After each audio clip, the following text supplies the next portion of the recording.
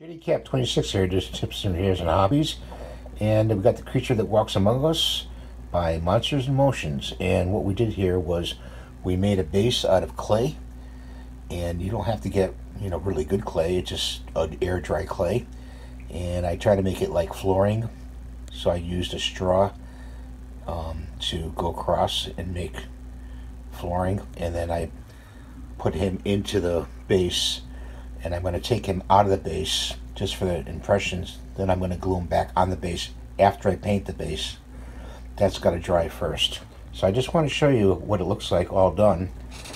And this is a Monsters in Motions sculpt. And it's a very good sculpt. And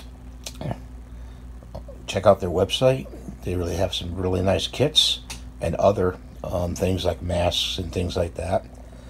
And here he is all done.